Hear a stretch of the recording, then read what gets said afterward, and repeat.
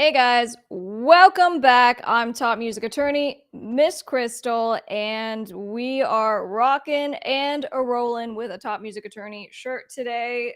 I've actually had this now for a couple of weeks. We got it when we got the mug, and I just haven't had a chance to wear it. So, you know what? I thought tonight would be a great time to do that. So, welcome to the Top Music Attorney podcast, the place where you learn how to master the entertainment business and learn how to stay legally protected every Tuesday and Friday at 7 p.m.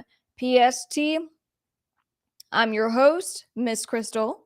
And we'll have that Orko on, as always, later on in the show. But as very exciting kind of news, we're going to be talking about we hit 15,000 subscribers. And that's amazing. Thank you, everyone who comes to the show live. As everyone's kind of filing in the chat right now, all of your comments and questions come into my chat. And so I see you from Facebook, hi, on YouTube, on LinkedIn. Hello, Danny made it. Paying my dues. Hello from the UK.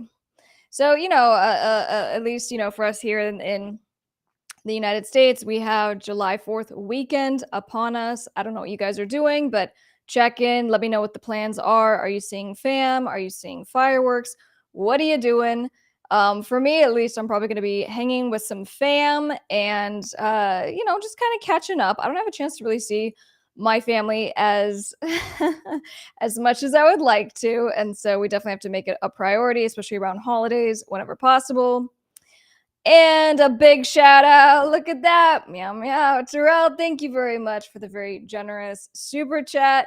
As you guys know, Ripley, I'm sure she's going to break into my studio at some point. So if she does break in, we'll be sure to have her come and say hello. Your super chats go to buy her treats. That's Ripley on the screen. So thank you very much for the super chat. So, of course, you guys know the drill. We have all our newsy type things we're going to be jumping into. There's this one story that I kind of am wedging in last minute, and I was kind of nervous about covering it because I was getting all kinds of emotional and teary-eyed and having all kinds of issues when I was just kind of going through the story and watching the video that we're going to show you guys. But it's important to me. I really wanted to share it. So we're going to do it. And if it ends up being a catastrophe, it's not like this is live or anything. But you know what? I think we're just going to do it because why not? So as everyone is continuing to file on in, hello, beautiful, beautiful people. For the 4th, I will be working, just making that holiday pay, but I get to see fireworks. There you go. One of my favorite things to do is honestly to work on holidays. I've gotten better about this as I've gotten a little bit older, but holidays have always stressed me the hell out. I don't like them. I feel like there's, always other things that I want to be doing as far as productivity and work. I'm told I might be a workaholic, but I'm kind of calming down a little bit, which is good. Now, we'll probably get into this a little bit more on Tuesday's show, but I was kind of thinking about the fact that July 4th is when that Orko and our dog died. And so it's kind of the anniversary of already passing, and then what ended up being kind of like this long story I probably won't go into on this show, but kind of the complete and total collapse of my health. There's a lot of things that happened, but it kind of all came to fruition at the end of July of last year. And I was kind of looking at my notes because I was documenting everything that happened. And, basically from July to December was when I was kind of, experiencing the most severe of my symptoms. I kind of developed out of the blue severe vertigo. I was having a very hard time, like, seeing straight. I was incredibly dizzy. I ended up not being able to drive myself anywhere. I had to be driven everywhere, which is just a whole level of dependency that's not fun. But then also just other stuff like, I have a hard time getting out of bed, chronic fatigue, and just like a whole host of other things that happened. And so, a couple months into that, I started trying all this extreme stuff because I'd gone to every doctor and everyone's like, no, you're okay. You seem like a healthy girl. And it definitely wasn't. And so I started trying some pretty extreme stuff, and I ended up completely changing my diet. I ended up leaving like a lifestyle of veganism after 9 years. And things got pretty crazy. And it honestly was not until, I mean, honestly, I would say like May of this year that I've started to finally see like a steep incline in everything. You know, my and I saw some positive things happening before the May of this year, okay? But it's been a very rough year. And the beautiful thing is that I'm on the upswing and I'm feeling so good. And so that's a little bit of why we do the next segment of like what I something I tried this week to be superhuman, because the last year I've never felt as weak as I did the last 12 months, and just kind of like pathetic and broken down and not knowing what was going to happen, not knowing what was going on with me. And so to kind of have that power, that strength, and that sense of just okay and well-being coming back, it's been really amazing. But like I said, you know, there's a lot more to all of that. That's the quick and skinny of it. But anyway, so all that is coming up as far as an anniversary, and it's been a year. So anyway, until we before we get into the next segment, I will tease this because I always forget to say it. The last couple of shows, we started doing this new thing. At the very end of the show, we will watch one of my music videos. Okay, I am an independent artist. I do dark pop music, but I also do lots of covers, and so we've been kind of switching it up between my music videos versus cover videos that I did. And so today we will be watching the Nine Inch Nails "Something I Can Never Have" cover that I did. So for those of you who do, hang with me until the very end. I love your faces for hanging out anyway, but if you do hang about, then that's what we're going to be doing together. All right, we still have more friends filing in. Speaking of Ripley, again, thank you for the super chat. I literally feel like her little hair all over my face, and it's tickling the crap out of me. So if I continue to keep rubbing my face, you know why. All right. Glad you're doing better. Thank you very much. Yeah, I did a whole video on this on Miss Krystle YouTube, and specifically just honing in on like the veganism portion. I don't think that was 100% of everything that was wrong with me, but I think it had a huge, impact on what was happening. So I did a whole video on it if you want to check it out. Vertigo and dizziness is no fun. Danny's had vertigo a couple of times. I have Crohn's, yeah, and all kinds of things. When you have stuff going on in your gastrointestinal area, man, can it impact your brain. Can't wait to see the new video. Yes, yes, yes. All right. All right. So let's get into the next segment as far as something I tried to be superhuman this week. And for the men watching this actually might be interesting to you. So, recap, on Tuesday, I was talking about how I've been working on my voice, right? So, my speaking, my singing, specifically for singing, but I'm finding that my speaking is impacting the strain on my voice more than anything. And so, I've been learning all these techniques, right? As far as your tongue specifically, and making sure that your tongue stays very relaxed. And so for a lot of us, we're not aware of the fact that our tongues are very tense, or that we will have them kind of pressed up against the back of our front teeth throughout the day. But the kind of interesting little piece of this is I've been working on this technique throughout the week, is that apparently this affects your workouts. Okay, so let me tell you what I found out.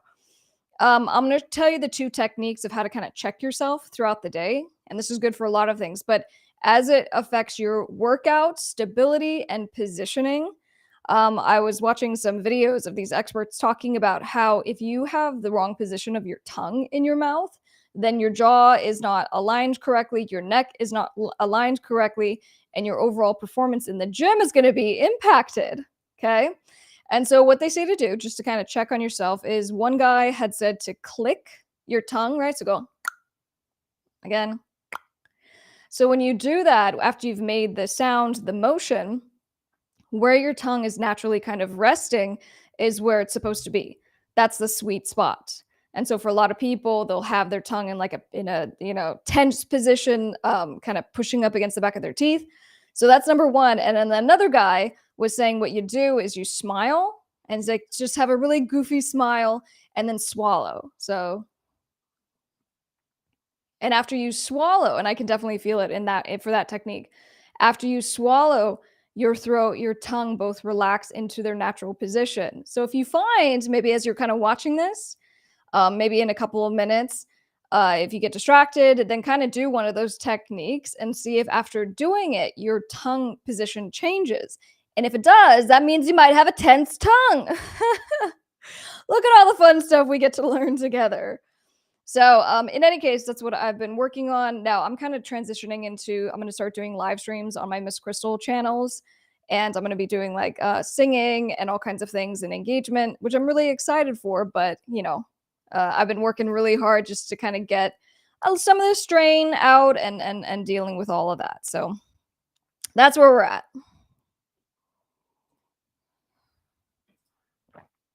It's very interesting for sure. I am like a lifelong learner. I always want to be learning new things. Now, in the realm of learning new things, we of course have our artist segment. So I'm going to transition into that. And then, like I said, once we get through kind of our little educational segment, we're going to be going into all the newsy things. Okay. So stay tuned.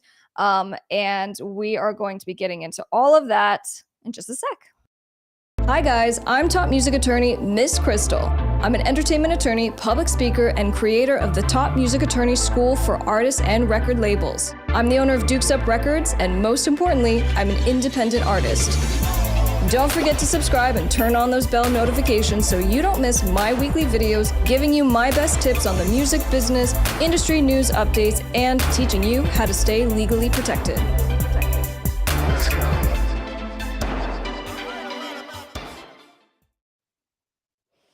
In today's artist/producer tip video, I'm going to be discussing sampling and cover songs.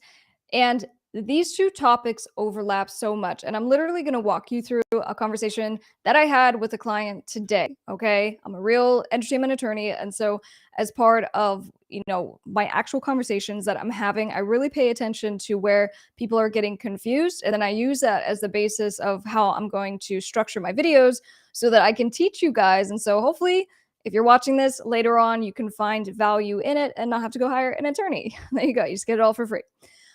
So where I want to start with the question that I had received was, number one, when it comes to sampling, who has to clear the sample? Is it the producer or is it the artist? And we're going to get into kind of like what is a sample and dive into this a little bit more deeply. But when it comes to who needs to clear the sample, typically it's kind of industry standard. It's the person who made it and the person who is selling it, right? So you have these beats makers who will either sell or license beats or instrumentals that they make, right? And so in the capacity of someone who is selling it, since they made it, they're the ones that need to make sure that they get any samples that were used in the song cleared. Or if they didn't get it cleared, they have to actually say that and make sure there's a contract because, as a person who represents artists and producers, when, big record labels find out that you've remixed, a song that they own, they're coming after you. And there's a lot of different scenarios that we find, but obviously the most severe is that they sue you, and each copyright infringement is up to $150,000 of statutory damages.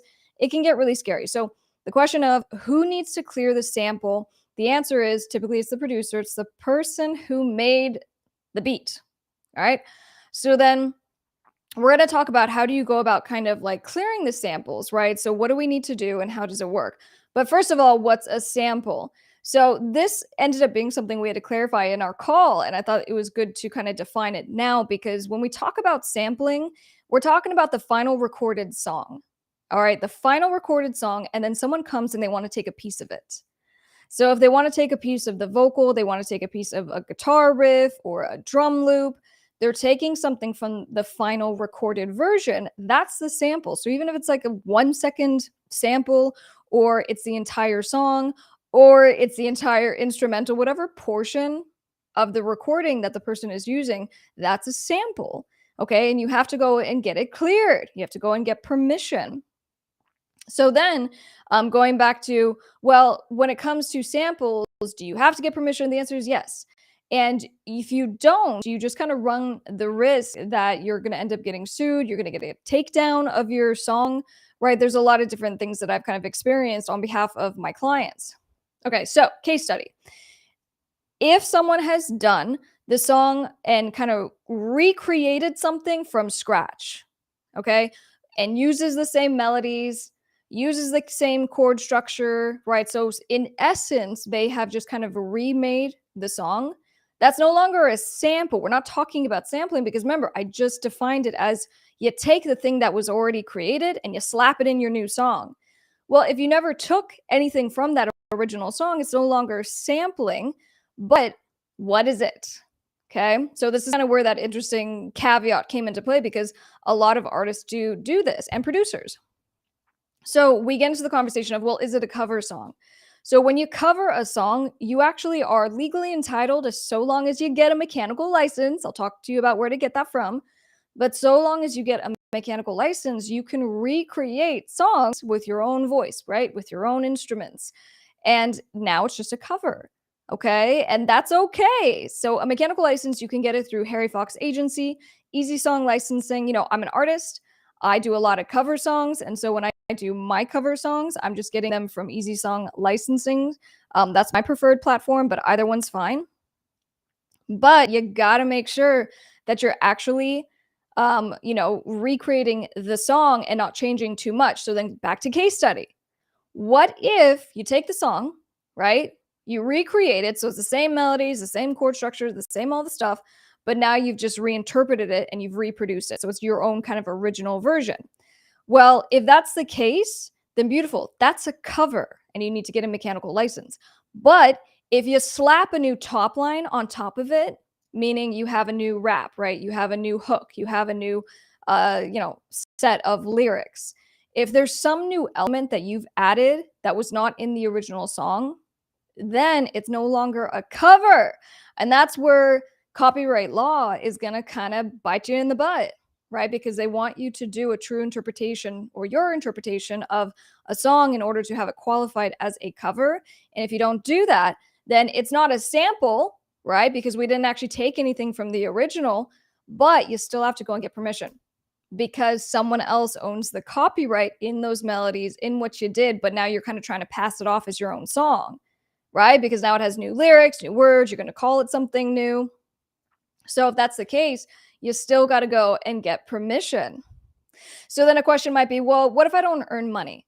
Okay, what if I'm just going to kind of post this up on SoundCloud? I'm not going to make anything from it. Then is it okay if I kind of make my own version, new top line, new rap, new hook? The answer is that you're still going to get into trouble. Okay, so in the eyes of copyright law, if you take the thing, right, without permission, if you use the melody, if you use that copyrighted material that you don't own without getting permission, then, it's kind of like if you were speeding. It doesn't matter whether you knew about it, or you're like, I was only, going 1 mile over the speed limit, like whatever your kind of, defense is, it doesn't matter. You still violated the law. You're still getting the speeding ticket. So same thing here. Even if you don't make money from what you did because it's a mixtape and you give it away for free, or you have it on your SoundCloud, giving it away for free, you're still going to get into trouble, and you still could be found liable for copyright infringement.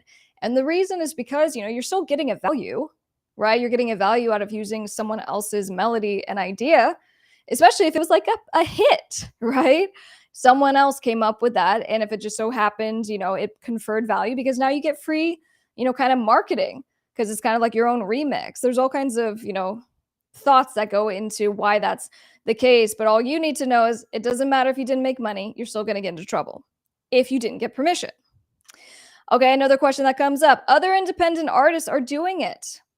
Well, how are they doing it? How did they get all of their mixtapes cleared? How did they get all of their songs cleared? And my answer to that is that they probably didn't. All right, so when I have these conversations with clients, I have to be the hard nose, drawing the line in the sand, and really explaining the state of copyright law, because you need to know what your potential liability and exposure is if you do this. But as kind of, part of the music industry and, culture of music production, a lot of people steal and sample and don't get permission, and nothing happens to them until it does. And I call this experiential wisdom. So just meaning that someone can do something, even like people can commit crimes for years and years and years and years, and they never get caught. And so they're like, oh, I can continue doing this thing until they get caught. And so for me, it's just kind of like, it's a matter of time. And where you see this pop up is like when someone kind of hits some level of fame. You have your Nicki Minaj's, and your Cardi B's, and then all of a sudden, 6 years after they finally popped, they're huge celebrities, Now everyone's coming out of the woodwork because of that mixtape that they did back in the day. So that's kind of how you need to think about this, right? So if you're going to be kind of throwing caution to the wind, you're going to sample music, going to take people's melodies for your instrumentals and then put something fresh over the top. Cool. But from a legal standpoint, you're definitely exposing yourself to potential liability. You are supposed to get it cleared. So then, the follow-up question will be, all right, so then what do I do? I mean, if everyone else is kind of doing it, right? We hear DJs all the time, mixing songs together, right? Putting instrumentals with new top lines over them or, popular songs. We hear that all the time, especially on TikTok. So they're doing it. They're getting away with it. And I just go, okay, that's them, until they run into a problem. And so what I say is, I'm like, try to get it cleared. That's cool. And I have videos on this channel, Top Music Attorney, on how to get samples cleared, how to do cover songs properly. And I show you the process. Okay, so go through it. For my music, I have gone through the process to get samples cleared, and sometimes I can't. You know what I do? I take the sample out, or I have to go and change the melodies that I came up with, because I just know that for me, getting slapped with, those kinds of potential sanctions, damages, statutory or otherwise, it's just not good. So it's try to get it cleared. And if you can't, then don't do it. Right. Or if you have a brand new rap, brand new hook, brand new production, and the only thing that you took from the original song was kind of like the main, hook in the instrumental, change your hook. Right. So just like really feel empowered as like an artist and a producer that you can do something that's super cool, that can, pop off, and you don't have to just take from other people's ideas and expose yourself to unnecessary potential liability for copyright infringement. And then the last piece of this is when it comes to making sure that the deal that you have in place, right? So if you're co-producing with someone, or you're the artist and you're working with a producer, you need to make sure that you actually have an agreement. And so when I talk to a lot of like producers, I'll be like, oh, you have agreements? Perfect. I love hearing that. And so I'll start going through it. I'll go, okay, in your agreement, does it say who owns the song? Does it say who's getting paid or how they're getting paid? Does it say what's happening with your public performance royalties? And, they'll be like, yeah, I have contracts, but oh no, it doesn't say any of that stuff. And that's not good. You want to make sure that you have a full length agreement that defines all of that, because you guys are doing all this so your stuff pops off and that it hits, right? And so when it does, if you don't have a solid contract, so that's when people come out of the woodworks and they're like, gotcha. You forgot to have this language in your contract. So my thing is, get a collaboration agreement. Make sure you have that every single time you do a song with anybody, right? If they touch your music in any way, make sure you have a contract and that it's a good contract. So I've included one of those contracts, specifically a collaboration agreement. You get it for free as one of the templates that comes with How to Keep Your Dukes Up in the Music Business. Guys, this is a $25 book that you can get as a digital download. It's stupid the value of what's in here, but I wanted to make it dirt cheap so you could go and get those contracts. And I'm like starting to literally give this away to, people who do consults with me, just because I'm like, if you were to hire my office to, do that collaboration agreement, I would charge you a 2-hour retainer of, $700. So the point is, it's one of 8 that comes with the book. Please get it. Please download it, and make sure you actually sign a contract every single time you're doing these deals so you can stay legally protected. All right, going back to the chat. Sorry, guys. All right, we have new friends that have filed on in. Kurt on Facebook, hello. 3 minutes. Look, 3 minutes is great. I'm glad you could pop on. Yeah, we've been testing some live streams on Top Music Attorney on Instagram. So yeah. Adam on YouTube, the position of the tongue when singing does change up a lot, especially for death metal vocalists. I can only imagine. Like, as someone who has to scream in any kind of way, I know everyone's like, don't do it. It's terrible for your voice. I mean, there's lots of things that are terrible for your voice, apparently, including whispering. Checking in from Canada. Happy Canada Day. Love that. All right. Yep, we were talking about cover songs, and we got the newsy things coming up. Thank you. Thank you. Yeah, we're working on the new album right now. We have all these grandiose ideas. We are in the middle of recording. Maybe we'll talk about that a little bit later in the live stream. May I hear the Blossom theme song?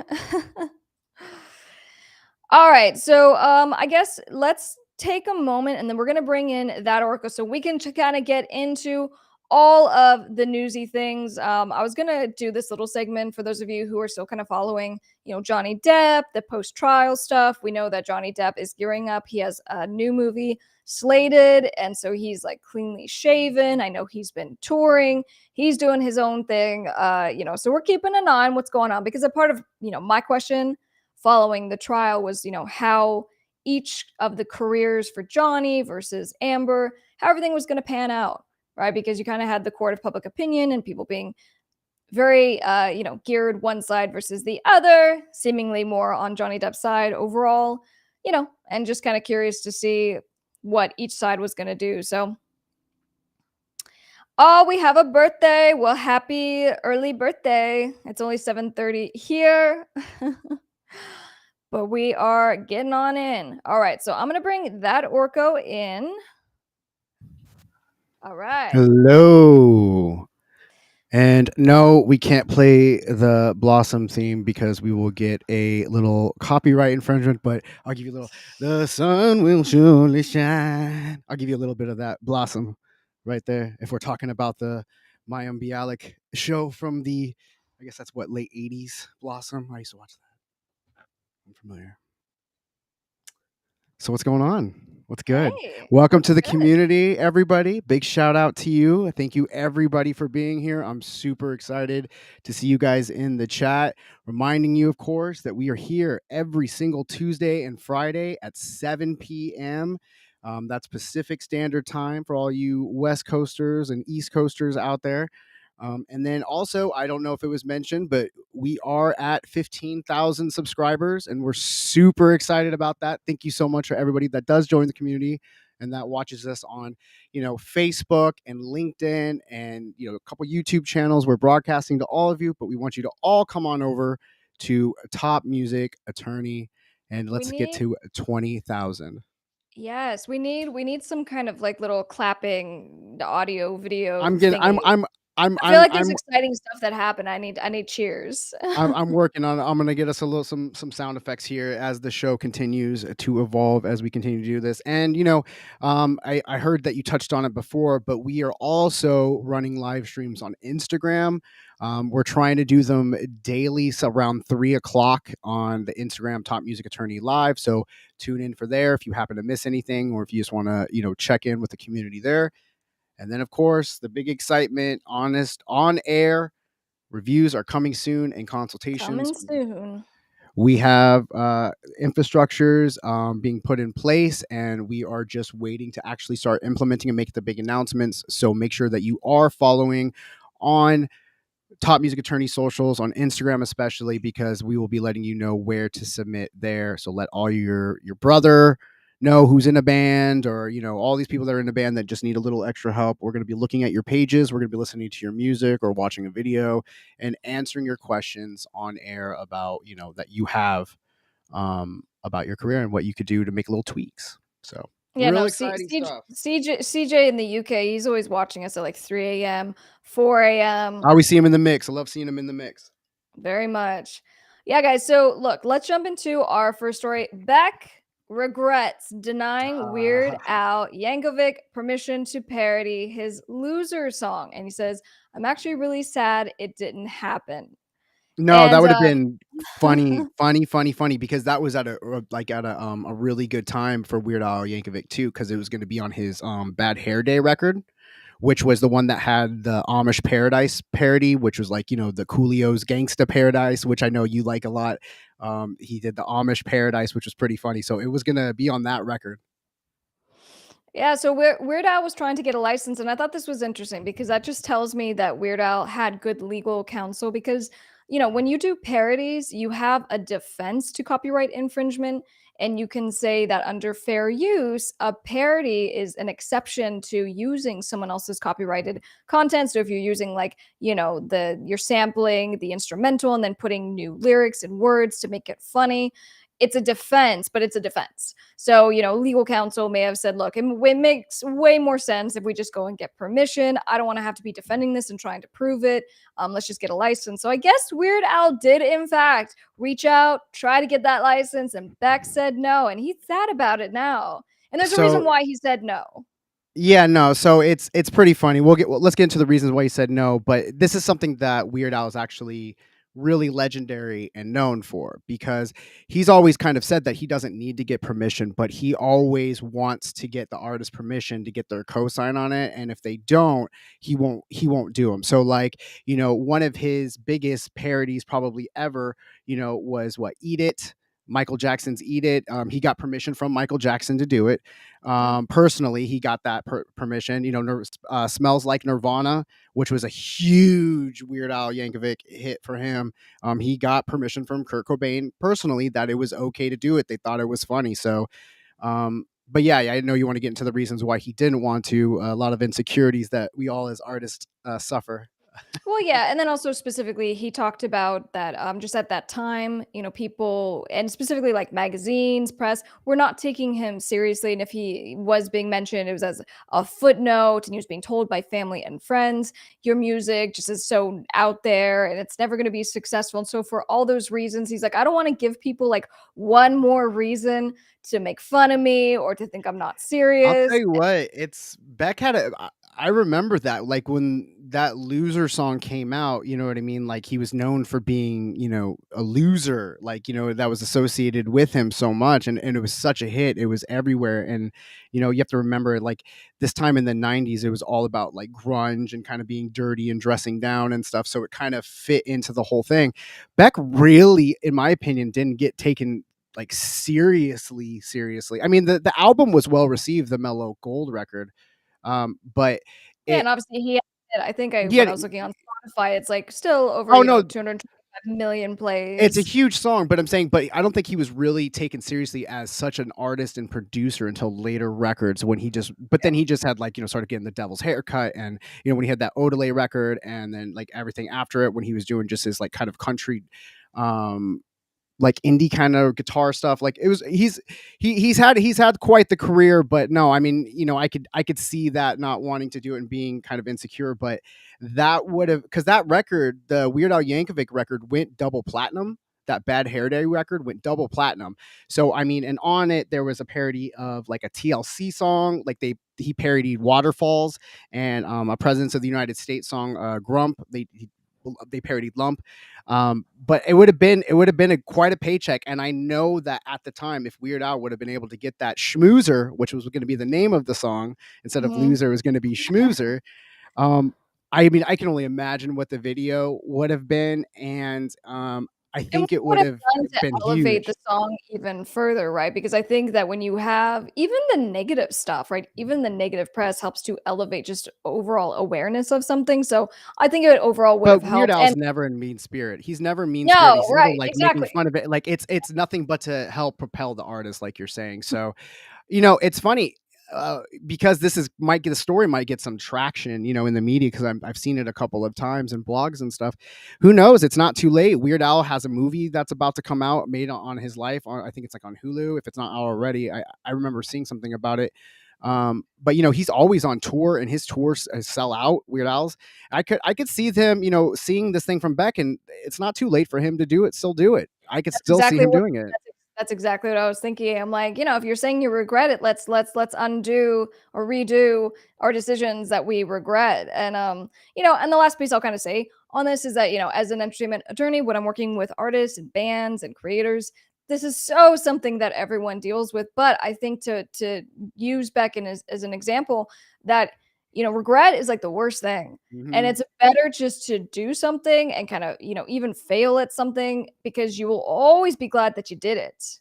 Like 99.9% of the time. I'm sure there's some kind of exception we could think of, but regrets not a good thing. So, especially when you're Yeah. listening and making your decisions because of what other people are saying to you. Man, that doesn't feel good. You got to go with your gut, and what if you're like, I think that would be amazing, do it. Very cool. Let's see if he All doesn't. right.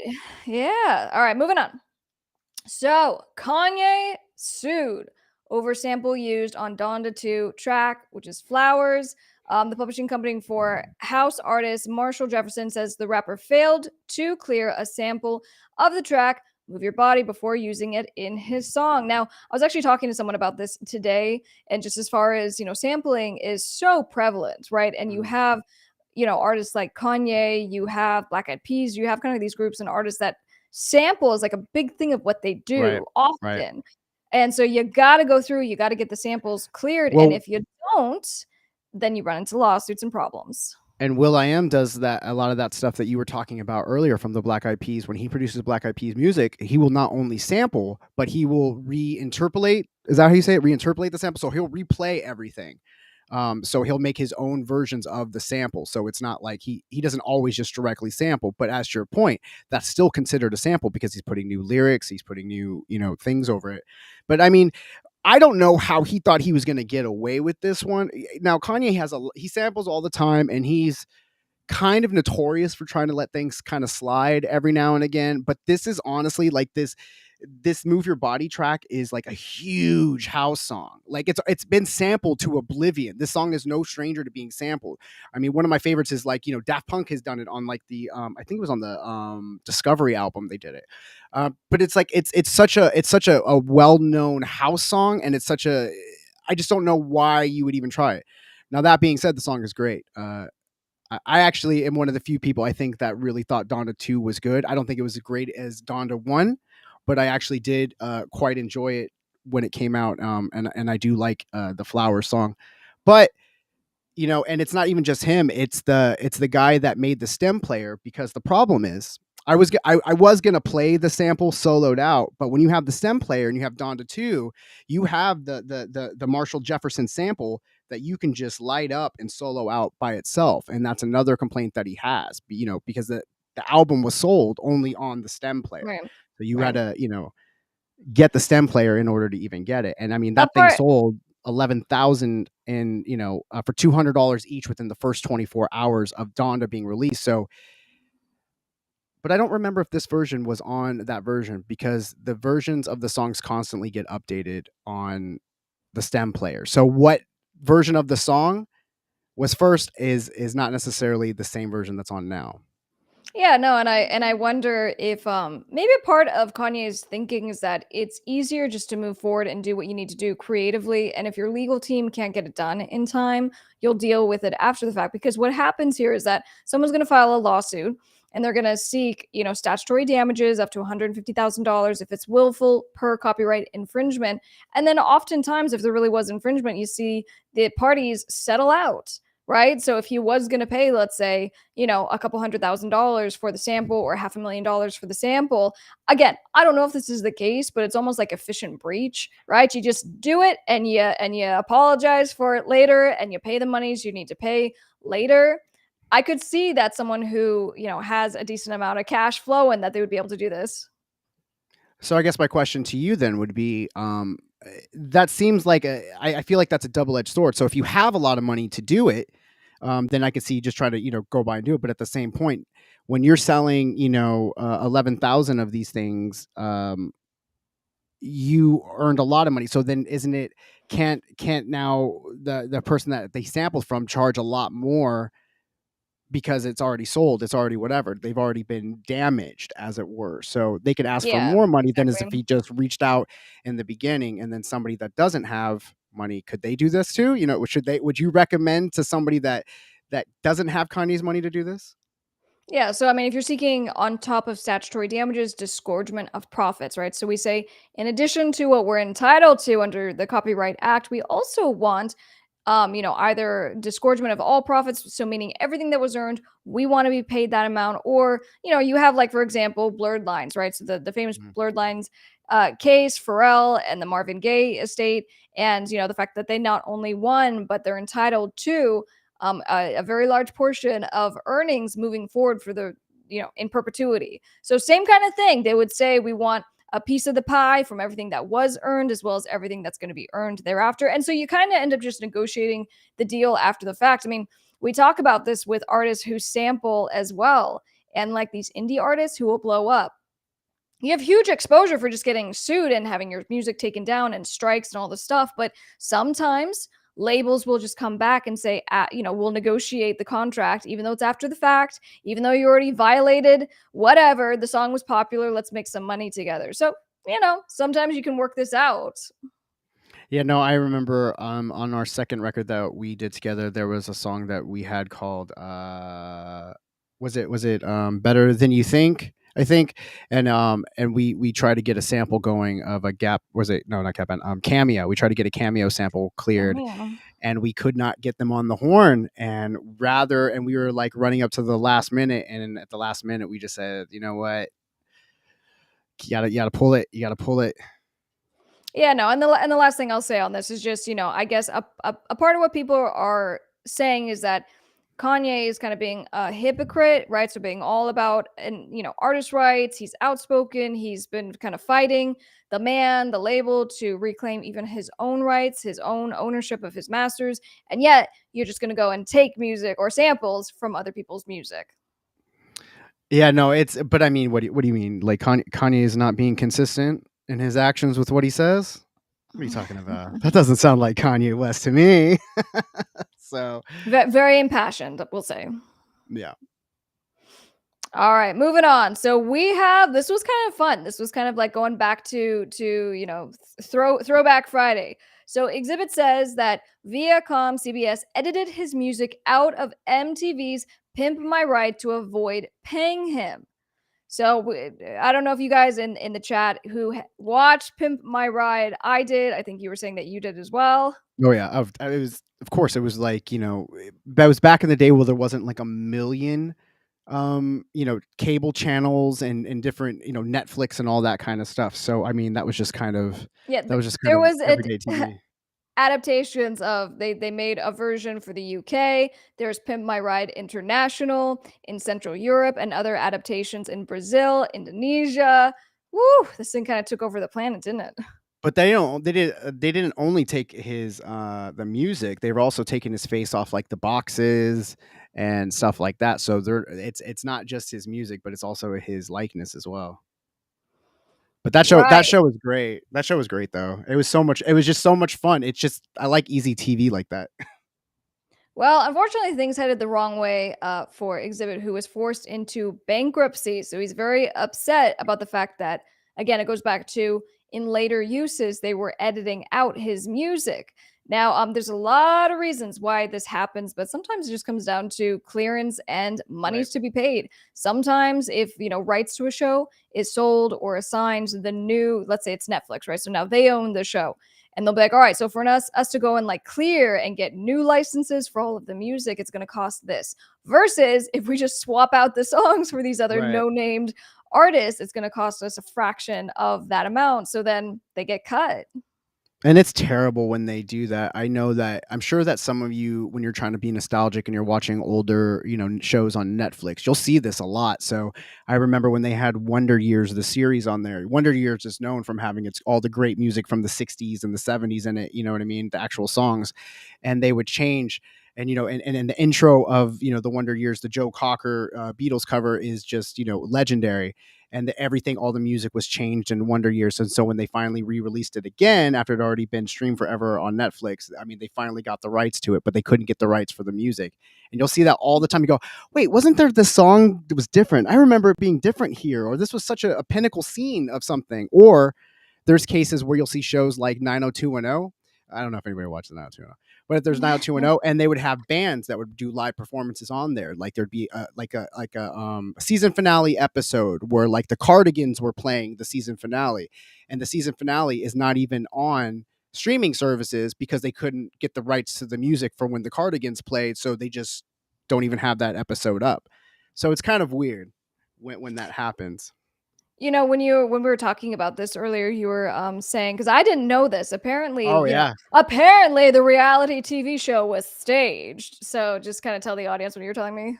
Oh, no, I mean, you could look at it, you can look for videos on this, but, a couple of the people that had their rides pimped, came out and they were interviewed, and I think I don't know if it's called, like, Pimp My Ride Exposed or something, but they were just talking about, what really happened, to these cars, and a lot of these cars weren't they were just basically kinda, like, duct taped together, and, like, they wouldn't really run, and these people would, when they would get their cars, they would just break down in, like, a day because the stuff isn't practical, they just did it for, like, Right. TV. And Right. when they would come out and react and they'd be like, "Oh my god, this is awesome." And then they would make them retake the reactions like 5 or 6 times until you see the Right, that classic where wasn't they're running. exciting. Yeah. And they would like one kid I remember saying like he was just getting yelled at, like they were getting really, really upset with him and made him do it. He's like, "Dude, this I'm excited. This is really cool." And they were like, "No, you got to be running up and down and rolling on the ground." And that's when you would see those reactions. So there was a bunch of people that, whatever, but I don't know. Did you see his Xzibit's tweet that he had? Oh, Where yeah. It was quite the lengthy tweet. Yeah, no, but I mean, he kinda goes in on him a little bit on Yeah. there, but, I just think it's pretty interesting, but you do see this happen all the time, and it doesn't surprise me when major corporations are trying to screw over talent. You know what I mean? Alright. Well, on But that but good note, luck to X to the Z because, I do like him. I actually think that while Pimp My Ride was a great show, I think it actually kind of hurt Xzibit because it kinda made Xzibit kinda corny in a lot of ways because he was just, like, catering to the, "Oh, man, this is great!" Like, talking to these, like, kids that are trying to get their I don't know. He's a rapper. Like, Xzibit has really good music. I mean, he's done songs with Dr. Dre, he's done songs with everybody. Um, and I don't know. I remember just being like, I kind of took his cred down when he's just kind of jumping all yeah, but around I don't know Pimp My I don't Ride. know if But you're in I the like the show. minority on that. You have a general feeling when it comes to just reality TV in general, and you Oh no, feel like like when real yeah, talent no, does reality no, TV that like it Mac takes their Miller. stock down. Mac Miller. I Yeah. love Mac Miller's music. I love Mac Miller's music. I couldn't watch his reality TV show. Like it was fine, but it was just cringy to me. It's just like, like you don't need to be doing that, Mac Miller. Like you're so good. Like you don't need to do that. But I also get where you're coming from because, especially with like famous, celebrities and artists, we have a tendency of kind of idolizing them. And when we Mm. see them for how human they really are, I feel like that can I just like ruin Xzibit being a smoke and rapper. mirrors. That's Yeah, just yeah. me. But I like the show. But I like the show. Absolutely no shit on the show. I've probably seen every episode of that show. So Pimp My Ride, they should bring it back with him. Because it would definitely if they ever rebooted it in a real like way, like if Hulu picked it up or if Netflix picked it up, um, to not have Xzibit and for them to just replace him with somebody else, if that were ever to happen, would just be ridiculous. Like Yeah. he still looks young. He's still, relevant as far as that would go, and people would want to see Xzibit. So All right. Well, here, real quick in the chat. I'm always keeping an eye there. Thank you very much. I appreciate you guys being here. All right. So moving on. Ricky Martin sued by former manager for breach of contract. So the former manager, Rebecca Drunker, is suing him for $3 million for commissions she says he owes her. Now, I have the complaint. Okay, we're going to uh-oh. jump into this really fast because it's kind of interesting. And the first thing I want to say and kind of preface with this is that I don't know the answer to these questions, but I have questions. The first being when it comes to being his manager, what does that mean, right? So, for example, I was familiar with Pitbull and his team for a period, and at the applicable period, Pitbull had like 8 managers. Okay, so if you have 8 managers, there's one guy who's kind of the personal manager, the other's the business manager, the other's the tour manager. So when you just say you're a manager, what does that mean? Because Mm. she's coming out and she's saying, and we'll go through it in the complaint where she's talking about she's, owed millions and millions of dollars. Now, I'm not saying that that's not the case. I'm not saying and trying to, throw shade, but I'm just curious because there is no contract, and that's number one. Okay, so let's look at this really fast. So, in the complaints for damages here, it goes complaint for damages. These are the claims, right? She wants breach of contract because there was an oral contract, breach of implied covenant of good faith and fair dealing, and a number of other ones having to do with, he basically made profits because of my services. He had all of these benefits because of my participation in his project. So what was kind of interesting, and I'm just going to read this, okay? You can give me your thoughts. So Rebecca saved Ricky's career. So Ricky Martin is a world famous singer, songwriter, What an opening line. actor. What an opening line. It gets better. Rebecca is a talent manager who initially represented him from 2014 to 18. In May of 2020, with his personal and professional life in absolute turmoil, Martin begged Rebecca to come back and represent him as his manager. Okay, so I'm getting the impression that she was asked to be his personal manager. As a personal manager, industry standard is that managers get between 15 to 20% of gross revenues. Okay, so obviously that's a big payday if you're a personal manager. But that goes back to my initial question of what was she doing? Because she's like, I was his, mentor, and I was saving his career. And let me put it in her words. So she agreed and resurrected his career in every way. She provided him with invaluable services as his manager and top advisor. She guided him on his recording contracts, tours, sponsorship deals, and other professional endeavors. She worked tirelessly for him, including on his recent North American tour with Enrique Iglesias. With Rebecca at his side, he made millions of dollars and therefore owes Rebecca substantial commissions. Okay, so that's to claim that he hasn't paid her almost. I don't know if that's the case.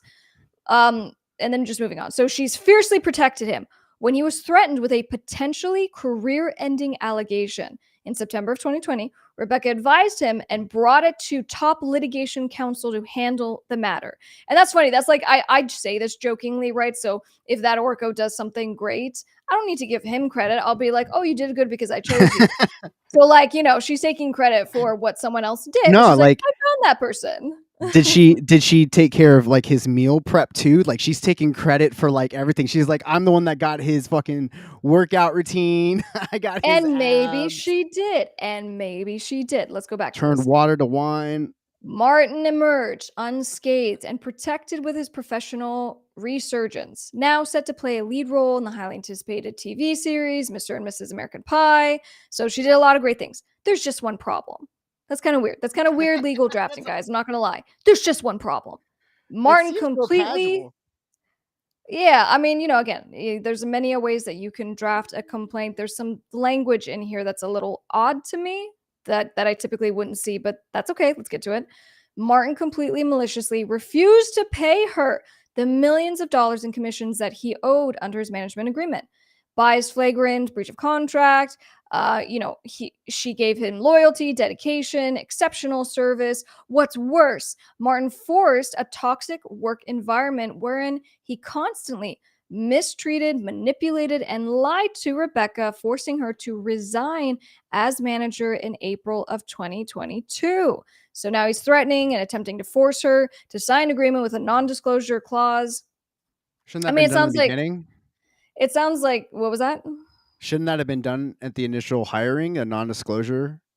So what she's saying, there was never an actual contract executed, that it was a verbal agreement. Now, guys, especially when it comes to representing big artists like this, you would hope that there would be a contract, but it's any artist manager relationship. Make sure you have a contract. I have a free template that I include with my book just so you guys can have it, because it's such a big deal. If someone's taking 20% of your gross income and you're not going to have a contract with that person, this kind of goes back to what I was saying with, I find it very odd if she was his personal manager, entitled to, let's say, that 20%, and there's no contract, but that does happen. Some of these kind of old school cats will be like, oh, I don't do contracts. But I mean, I don't know. Maybe she even drafted the letter herself because of just how filled with venom it kind of seems. And it seems like, I don't know, just sometimes you'll read these and this one just seems a lot more casual. So than some of the other wordings of things that you're doing. Yeah, so then let me just kind of just point out a couple things. So here, does she say what he lied about? Well, let's get to that. So the parties, the jurisdiction, and then the general allegations. So this kind of talks about the different projects, when they met, They had a great, relationship. They did all these great things together. And again, if she was serving as his in any capacity, right? So, whatever type of manager that she was, she's drafting this, or her attorney is drafting this in such a way, I'm being led to believe that he never paid her in all of these years, right? So for 4 years straight, they took a break and then they did another 2 years together. Okay. How can she be a great manager if she doesn't know to have a contract with her client? She has all these Okay. other. So here I haven't gone through this entire complaint, so I'm catching stuff as we go through right now. Okay. On page 6, it goes, in exchange for her services, he agreed to pay her 5% of all gross income. Okay, so that answers my question. She was not his general manager, but she was some other kind of manager. So she's claiming it was 5%. So to be of all projects that were produced, negotiated, for of which Rebecca performed services during the term. Okay, so then she's saying it wasn't even for everything, right? So most managers, they're like, I don't even care if I have anything to do with this aspect of your career. If you make money, I'm your general manager, I get paid. So she's saying it was 5% and it was only from stuff that I touched. So that's where kind of my questions are getting answered a little bit. It sounds like it was a less formal of a relationship and she had maybe a lesser role. But again, I don't want to But minimize. she's claiming she was it. She's the reason. That's Reason true. is you. That's true. So, as it relates to kind of what's happening right now, Ricky has not responded, right? So, what happens is after someone files a lawsuit, a complaint, then in this case, Ricky, he has a chance to respond and answer all of these allegations and potentially countersue.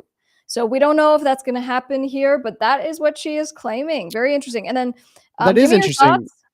We usually kind of hear about like, when we're hearing these cases, it's the other way around. Like the manager has stolen a bunch of money from the artist, or the accountant has stolen a whole bunch of money. You don't really, I don't feel like I've heard a lot of times where the manager hasn't been paid, because the manager usually has contracts in place to make sure that they're the first ones getting paid. That's the way it always seems to me. Yeah. Yeah. So then the last piece I'll just kind of add on top of that. So this is the breakdown. So she goes, during the term of the management agreement, here's the stuff that I'm entitled to. There was an elite talent management agreement. She's owed her 5% would have been $50,000 or 55. There was another talent agreement. From that, she would have received 240,000 in commissions. And so if you kind of go through this, right? So you have some pretty big ones here, right? A Live Nation tour. She believes she was Yeah. entitled to Oh, he makes $400,000. money. A Sony recording contract, $500,000. I mean, guys, the other thing too is that sometimes, unless you are the general manager, you're not going to be getting a cut of everything Everything, right? unless you actually did the Did the Sony deal. contract, right? Like, so if you're not the general manager, that's where I think that she's going to run into some problems.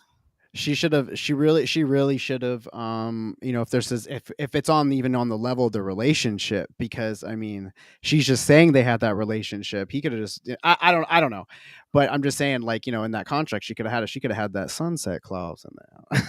That's A nice right. little sunset clause, sipping some margaritas with the sunset clause. Yeah, so this is going to be an interesting one. I thought it was worth kind of touching on because for all of you, creators, influencers, you're going to find someone to help represent you at some point to be your manager. Make sure you have a contract and make sure it's very clear when it comes to the money, because you can have what's called an exclusion. So you say manager's entitled to get this percentage from my entertainment career, but we are excluding all this stuff, right? So for example, a lot of artists make their own merch, right? So if Mm, you're making your own merch and paying for your own merch, your manager should not be getting a piece of what you did on your own. So if great that's not in the point. contract, Great point. And the thing of it is, just like with everything else, like with recording, just artists, when you're thinking about signing with anybody, when you're thinking about, I mean, not even just with the record label, but when you're thinking of signing with management, we always talk about on this channel how much you need to know the roles that you want the management and you want the record label to provide. You should know how to do those things yourself. What's involved. And especially when it comes to merch, it's not like it was when it used to be. You can go online, you can find companies that can help you manufacture your merch for you. You can cut good deals from them. You can, collect the money yourself. You don't really need labels for a lot of the things that you think that you need labels for. Some of the things you can really, actually all of the things you can really do yourself to, a great extent. And just don't be afraid. Don't be afraid to do that. And don't be afraid when you're looking at your contracts with your managers or with anybody to take them to an entertainment attorney and change the things that you don't like. If something doesn't sit right with you, there's no real industry standard. The industry standard is what you set for yourself. I think Alicia Keys said that. Alicia Keys did this fantastic interview where she was just talking about, no, I set what my standard is, because her, agents and stuff were requesting, all this money because the industry standard. She's like, no, okay, well then you're going to have to go because I pay what I pay. This is what it's worth to me. If you want to come on this train, let's do it. Otherwise, and so know your worth. Absolutely. Yes, and there are some industry standard things, but I think you make a really good point that you can say, I don't care what industry standard is, this is how we're going to do it. All right, guys. So we're gonna kind of segue a little bit. This is something that Yikes. was What this is I know we're about to get to it. Before you get into it, let me just say, when you told me the story that we were going to do, because you were saying this was like a last minute story, right? I got choked up. So get ready, get your tissues out. This is heartbreaking. This is heartbreaking. One of the saddest things ever. Go ahead. all right. So Technoblade, Minecraft YouTuber, watched by millions, dead at 23. Now I want to show you. So this is Alex, and Alex had kind of pulled a prank on his audience one time in a video that's been since deleted, where they said his name was David, and but that's not his name. It's actually Alex. But what I wanted to do is just kind of share, because as an entertainment attorney, I represent a lot of influencers, a lot of creators, and Alex had a million, or not, 11 million. There's a huge difference there. 11 million subscribers to just his YouTube channel. He had a massive influence on what he was doing, and he did pass, at least as of yesterday. So for the recording of this video, I know we're probably going to post it a little bit later, but so at just the very young age of 23, and he had been battling with cancer for a year, and they found that it was stage 4 cancer, and so he kind of knew that this was coming, and he announced it to his audience in August of 2021. And so just kind of for the support that he had, and so what I want to do is, before we kind of get into it a little bit more, I just wanted to show you guys the first about a minute of a video that his dad released that he had talked to about, and we're gonna watch that.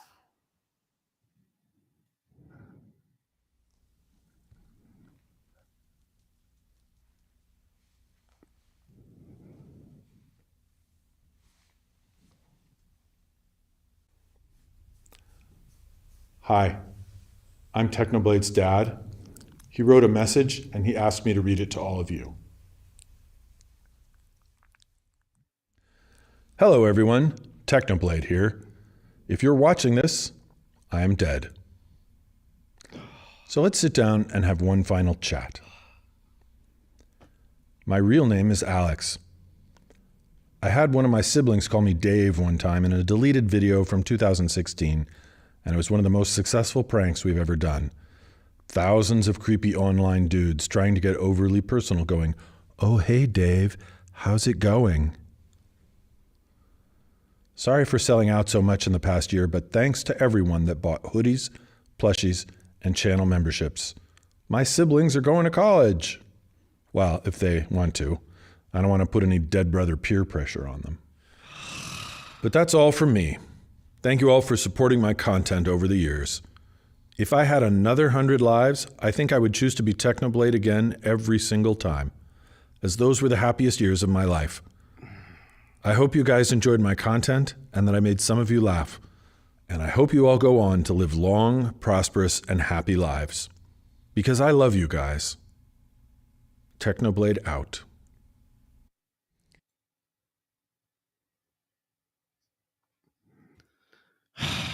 Yikes. That was just It was really, this is like the third or fourth time that I've watched that, and it's just so heartbreaking, and I just stop it there because his father goes on. I'm gonna lose Yeah, it it's too if I watch more. it's too much when his dad starts like I mean that was a lot, but I mean when his dad starts talking and stuff and like he gets all choked, like it's a lot. Like you could search it. It's called So Long Nerds is the name of the video. It's number 1 on trending right now. So No, and his but father no, just goes on to say, like, that, Alex was the most amazing kid anyone could have asked for. Thank you, everyone. You meant a lot to him. yeah, no, I'm not even familiar really anything with like Minecraft or any of this stuff, but like when I was reading about it and I watched the video, like my heart just ached, man. Like I just felt for that kid. He just we were talking, and I mean it kind of registered. We just did a story a couple days ago about Amazon Alexa being able to keep your voices in Alexa so you can talk to your dead loved ones and things. And um it's and I was talking about how we can record messages to our family before we die and just tell them about our lives so they can get to know us, and our grandkids can get to know us as as we get older. We tell them while we're fresh. And And I think Alex actually, so his father said that they were talking about him doing that, so like a on-screen reveal, but as his condition continued to decline, he was having a little bit of a hard time. So he was able to kind of write out some of these paragraphs, and I guess 8 hours later, that's when he passed. And it's just kind of I look at his legacy, right? I think the legacy is obviously the memory that his followers, his fans have, and the influence and the comedy, right? And everything that he did. But even when I was looking at his YouTube channel, just looking at these videos that will just continue to be watched. And I really hope that, of course, his family doesn't take these down, doesn't do anything. But I mean, 7 million, 9 million. I mean, just the incredible, incredible influence that he had and will continue to have, right? As long as these videos remain up. And so, what we deal with a lot through my law office is that when we are working with entertainers, a part of what we talk about is what do you want to happen with your stuff, your music, your right. videos, whatever it is after you pass. Because something that Alex talked about in his message was he goes, sorry that I was kind of spamming you guys or I was being a sellout for the last year, but I'm Oh so yeah, happy that you guys bought merch and you bought the squishy and you did all to help this his stuff. siblings and like But he oh, did that for yeah, oh. and he did, but he obviously did that for we're gonna lose it. Yeah, no, I mean this stuff is tough, and it's not even just that he's a YouTuber. It just makes me just think of just all the families that are going through illness and going through cancer and are going through these kind of hard times. It's so sad when you see, I mean, anyone pass, but I mean especially someone so young and so Yeah. motivated and so influential. Yeah, no, when you Yeah. sent that to me, I was just like, oh, it's like, oh my goodness. I feel terrible, but thoughts to the family, obviously. It sounds so generic, but thoughts to the family and his fans and his friends. Yeah, and I would say this is a conversation that Orko and I was we were having yesterday actually, and I was telling him that I'm reading Tony Robbins. He has a new Mm, book that yeah. he released, and it's like all the cutting edge stuff when it comes to medicine and just these life saving things that people are doing. They're like growing organs from stem cells and labs, and they're working towards all these things to really save people's lives. And so talking about preventative medicine and what you can do now to identify things super early, because they're like, if it's cancer, if you can identify it early, right? If it's in your 30s or 40s or 50s, if you can identify it early, most people have a cure rate of like almost close to 90%. It's when you don't know. And then, like, for example, Alex, I guess he was having some pain in his arm, I believe, and so he thought it Yeah. was from like his gaming. Playing And his games. Ugh. yeah, and obviously he was so young. Who would even I mean, think? think about all the pains as you get older that you just kind of just accept and that you ignore that could Right? be something else. And I'll get back real quick. Just I just want to say real fast. This is if you haven't been to a doctor to get a checkup in the last 12 months, it's time. Get some blood work done. Check yourself out, because if you can get a handle on this thing or get it detected earlier, the better. And yeah, it's time to clean up your act. Everybody, it's time to clean up our acts.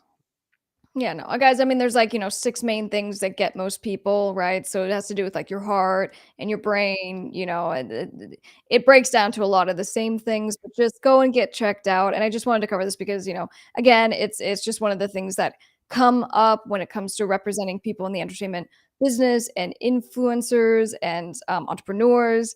And so anyway, this one really just touched me and his dad. And it just, oh, there's so very much going to be in my head and my heart. So anyway, we can move on. Oh goodness. How do we bring it up now? All right. So on that note, let's go into our last segment. Oh, Okay, so it is Friday, guys. I hope everyone is working towards a beautiful, long holiday weekend. And so we do have some new releases. We have some new things happening. So that Orko, walk us through it. all right. So I wanted to cover the Cardi B with Kanye West and Lil Durk, hot shit, new single that just dropped today. Now I'm gonna be dead honest with you. I love Kanye West. I've become a fan of Lil Durk, especially over the last year. We've covered Lil Durk quite a bit on this channel, and I Yes, have we have. gained this all new respect for Cardi B after seeing her on the David Letterman show on Netflix. Yeah, she had a great interview. You guys should check it out. Fantastic interview. I never really took Cardi B as a personality too seriously. Her music's fine. I'm not talking about her music, just her personality, like as a television personality kind of thing. Fantastic interview. Changed my entire opinion of Cardi B. Highly recommend you watch it. The song, first listen, the beat was just kind of there, and I was just kind of like, oh, this is just kind of there. Cardi B starts it off, and Lil Durk comes in, and then Kanye comes in. Um, kind of felt Cardi's verse was a little long. On the second listen, I liked it a lot more, and I kind of settled in. It's hard whenever I listen to something for the first time. I always find that I'm always kind of giving like a little knee jerk, like I don't know about that because I need to stop. I think we all, as listeners, when we're listening to artists that we like right away, we're trying to find something wrong in it. We're trying to find, where we can be kind of critical instead of just accepting it for what it is. I know that Drake has had a lot of that with his new record. He's gotten, it's setting records as far as how many people are listening to it, but the reviews and stuff from fans have been less than enthusiastic when it first came out, but then as it was later on, you start to be like, I might have been wrong. I might have been wrong about that Drake. So but I thought the song was cool, and that came out. Oh, I actually I had you on mute. I'm listening right now. I love the cover art. The Yeah, it's beat great. is absolutely fresh. And I don't know if Cardi B's worked with Kanye to date. This is the first one that I'm Mhm. aware of in any case, but I'd love to see that they're doing something together. That's cool. Yeah, no, I mean, like I said, the first one it was just kind of there, but then I was also making things ready for the show. I was also, you know what I mean. So, but the second listen, when I was actually sitting, when I was getting ready, I was like, this is kind of a vibe, and yeah, I just like that. You got all three of them on the same song, so Yeah, and I haven't super heard the dope. little Dirk part yet, but if you guys are watching this on the replay later on, make sure you drop a comment down below. Let us know your thoughts. And then next up, a band I know you like, Imagine Dragons, released their Mercury Act 2. Now, this is the second part of their Mercury series. And when they released, there's Mercury Part 1, and then this is Mercury Part 2, and they release it again as a double album. So when you're on Spotify, you're going to see Yeah. that both of the albums are combined. But I sent it to you because I know that you're into Imagine Dragons. I personally am not a fan of Imagine Dragons. I actually found their sound to be kind of grating, if I'm being dead honest. But I skimmed the album, I listened to it, and I found two songs on it which I found to be quite enjoyable, and they're probably the only two Imagine Dragons songs I've heard that I like. I liked the where I wrote it down. I like the song Bones, and I like the song Sharks. I like the vibes on it felt a little different than some of just the Imagine Dragons super reverbed out sound. That's just it's their sound. It's fine, but what did you think? Did you get a chance to take a listen? Yeah, I had a chance to go through kind of before the show. Now, I'll preface by saying, I'm not like a diehard fan by any means, but I certainly like a lot of what they do, and I kind of like that grungy, what would you call the reverbed out Yeah, kind it's of just rock everything pop just thing. Everything And I just in the thought, wash and reverb. yeah, my general thought is that obviously it's on brand with what they do. I feel Mhm. like they kind of dip into a little bit more mainstreamy pop kind of, interpretation of what they're doing. I think they're just doing their thing, and obviously their numbers speak for themselves on Spotify. Yeah, no. Again, the Bone song and the Shark song I thought were actually kind of vibe, and I was like, oh, this is pretty good. This is actually pretty good. So, so if you happen to be a casual or a hardcore fan of Imagine Dragons, I imagine you like this. If I found songs that's not Imagine Dragons songs that I really liked on it, I'm sure that you're gonna love it. So, good for them. And it's let me make another note about this. It's incredible that they're putting out full length records. And, this is kind of acting when you go on Spotify as a double full length record. So, you're Yeah. not really seeing that a lot. You're just seeing kind of singles or albums that are 7 songs. But this is, if you're Imagine Dragons fan, you got a lot of songs. Let's see what else. And then last but not least, Steve Lacy just released his new single, Bad Habit. If you don't know who Steve Lacy is, he is a multi instrumentalist and producer. He is in the band The Internet, which is one of my favorite groups. But he's also worked with like Kendrick Lamar. He's kind of like an indie rock, alt R&B artist. This song is fantastic. It's a total vibe, ready for the summer, and it's kind of even got a little bit of a Prince vibe on there. So I highly recommend you check out Steve Lacy, and I highly recommend you check out his album, which will be coming out, and his other material as well, because he is an underrated musician and producer. And I wanted to highlight him. Very good. Well, thank you for the Friday new release overview. So we have a Miss Krystle music video coming up. Yeah, and I just wanted to, before I head out, I just want to remind you about this new music video, or this music video that we have. It's going to be a 9 Inch Nails cover song that we did. And don't forget, besides the 15,000, that was the one I was trying to pull up. But yes, we did hit 15,000 subscribers. It looks a lot like this one. We are going to have those on-air artist reviews, so get ready. Please make sure that you are subscribed over to Top Music Attorney on Instagram, so you know how to submit your artist information, music, so you can be on screen with us and get your song critiqued, reviewed. I'm that Orko. Follow me on Instagram, and I am officially out. Thank you, that Orko. I appreciate that he is on the show. I remember kind of earlier in our endeavor to do this show, he was kind of like, they don't want to see me. They just want to see you. And I'm like, no, I think that Orko is such an amazing personality. Like, I feel like he's the star of the show, quite frankly, most of the time. And he brings so much. And I know you guys love him. So I love that he gets to kind of come on. And obviously we have our different segments. But with that all being said, we will be going into that little music video segment. And before we get to that, I hope you guys have such a nice weekend with your families, celebrating, relaxing, whatever you're going to do. Take that time and please be safe. I really hate driving, at the end of the day on July 4th for all the obvious reasons. Please stay safe and be careful. Please don't drink and drive, okay? We want to make sure everyone gets back so that you are here on Tuesday at 7 p.m. PST when we have our next show. This is a place where you guys are learning how to master the entertainment and music business and learn how to stay legally protected. I'm top music attorney, Miss Krystle. If you're not, be sure to come and follow on all the things, do all the things.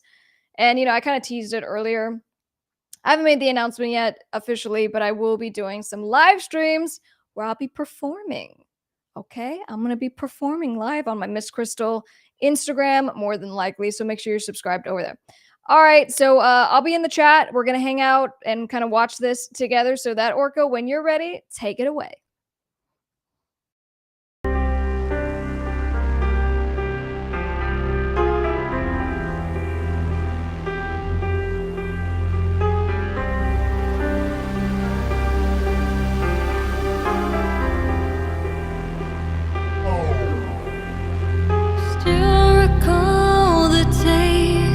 Of your tears echoing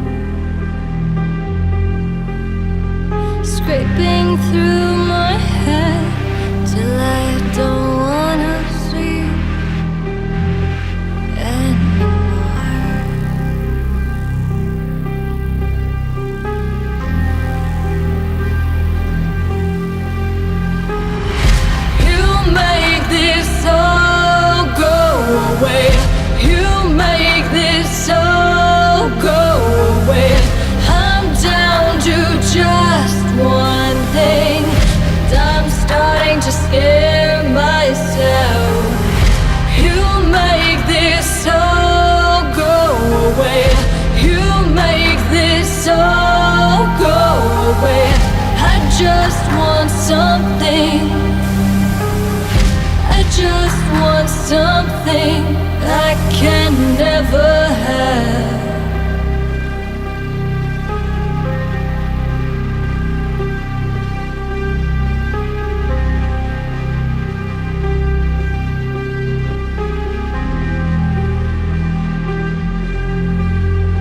You always were the one to show me how.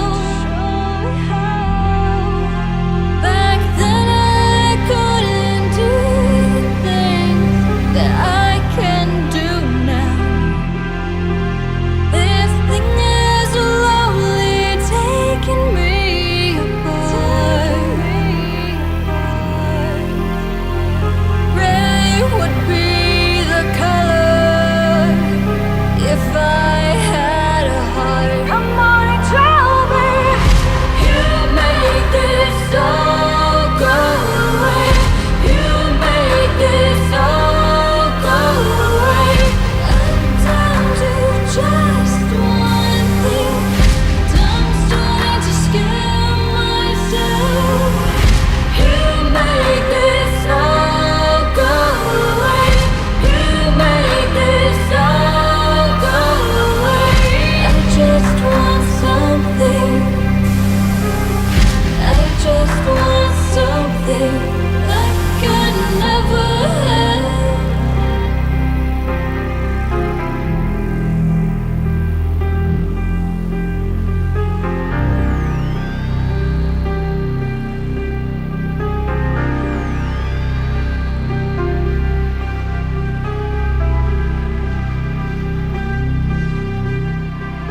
In this place it seems like such a shame.